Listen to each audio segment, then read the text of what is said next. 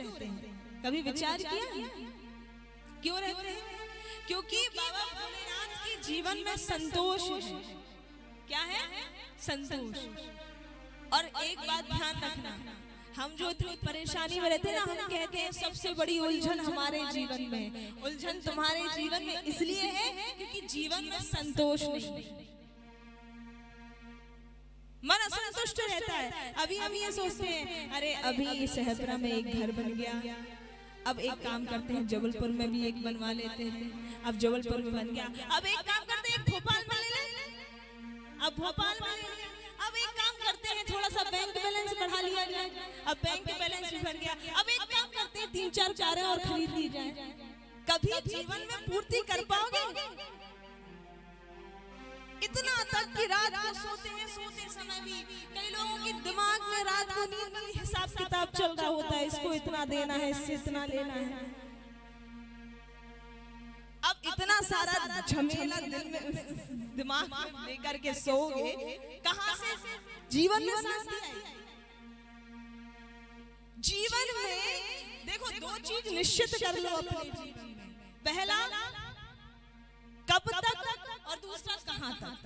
एक सीमा आप अपने जीवन में बना के रख लो कि हाँ हमें इतना ही चाहिए है, इसके आगे अब ज्यादा असंतोष मन में नहीं रखो, क्योंकि जितना आप असंतोष रखोगे उतना ही दुखी रहोगे।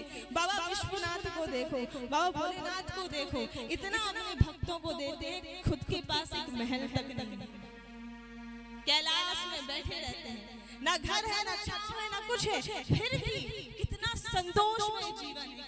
इसलिए आनंद में रहते हैं, इसलिए हमेशा राम नाम की मस्ती में रहते हैं। राम नाम सुखदाई भजन कर भाई जीवन, कल गाया था ना, हाँ 2 दिन का जीवन है, क्यों इतना झमेला करना?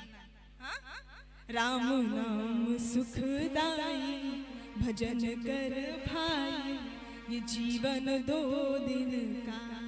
आखिरी लाइन बड़ी अच्छी लगी थी, क्या गाया था आपने? क्या गाया था?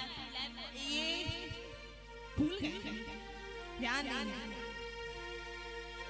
ये तन है जंगल की लकड़ी, जंगल की लकड़ी, जंगल की लकड़ी, जंगल की लकड़ी, जंगल की लकड़ी, ये तन है जंगल की लकड़ी, ये तन है जंगल की लकड़ी, ये तन है जंगल की लकड़ी, ये तन है जंगल की लकड़ी, आग लगे जल जाए भजन कर भाई, जीवन 2 दिन का।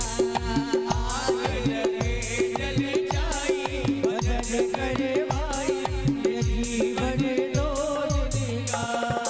राम नाम सुखदाई भजन कर भाई, जीवन 2 दिन का।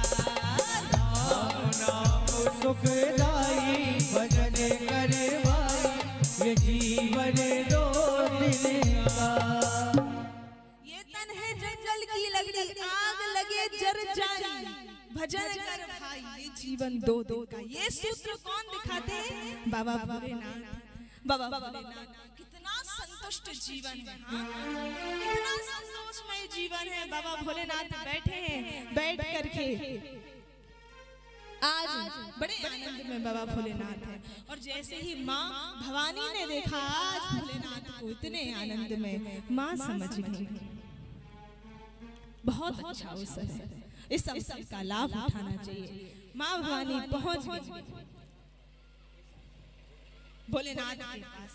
माँ भवानी गई, बाबा लिखते हैं इज पार्वती भल अवसर जानी,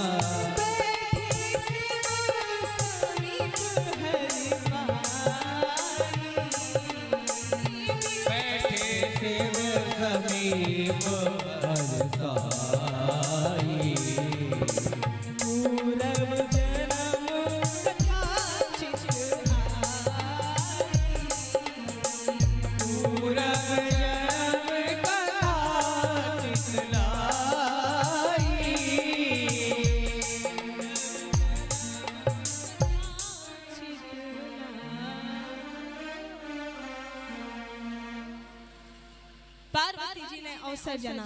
देखो पत्नियों का, एक स्त्री का दिमाग चल जाता है कि हमारे जो पति देव है वो आज किस मन स्थिति में है, किस मानसिक स्थिति में है। अच्छे हैं, ठीक है, जब कोई काम कराना होता है देख लेती अच्छे तब करा लेती है कि नहीं। पार्वती जी ने देखा आज भोलेनाथ बड़े खुश हैं, पार्वती भवल अवसर जानी, माँ आ गई भोलेनाथ के पास। और देखो एक बात मैं बताऊं, कोई साधक हो, कोई भक्त हो और आज वो भगवान की पूजा कर रहा हो और उसी वक्त यदि उसकी पत्नी हाथ में माला और पूजन की थाल लेकर के आ जाए, कितना प्रसन्न नहीं हो जाएगा वो। हाँ, भोलेनाथ भजन करने बैठ ही रहे थे, माँ पार्वती भी आ गई। माँ पार्वती को देख के भोलेनाथ बड़े प्रसन्न हुए और प्रसन्न हुए तो क्या किया, बड़े सुंदर रूप से माँ पार्वती का, भवानी का स्वागत किया। आई आई आई और बुलाते क्या किया, बाम भाग हरियासन दी। बाम भाग में माँ पार्वती को आसन दिया। कल आपने कथा के माध्यम से सुना था ना, क्या जब सीता जी का रूप बना करके माँ गई है और भोलेनाथ को ये बात पता चली तो भोलेनाथ ने त्याग कर दिया और त्याग किया और उसके बाद बताया नहीं। लेकिन जब सती जी आई बाम भाग में बैठने के लिए, भोलेनाथ ने नहीं बिठाला, सामने आसन दे दिया, आप यहाँ बैठे, पूरा सम्मान कम कर दिया था माँ का। लेकिन आज जब माँ भजन करने की इच्छा से आई तो भोलेनाथ ने माँ की सारी भूल भुलाई, माँ को स्वीकार किया और पहले वाला सम्मान दिया, क्या, बाम भाग हरियासन।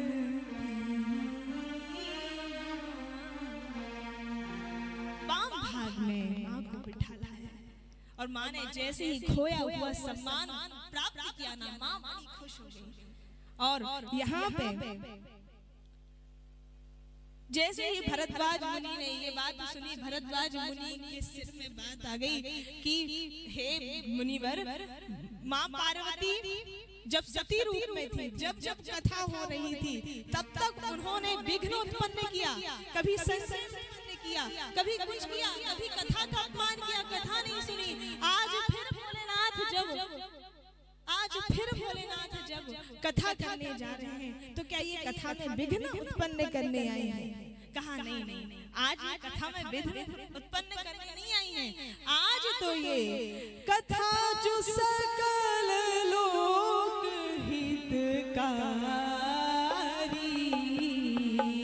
कथा जो सकल लोक हितकारी, सोई पूछन कैसे तुम्हारी, सोई पूछन कैसे तुम्हारी,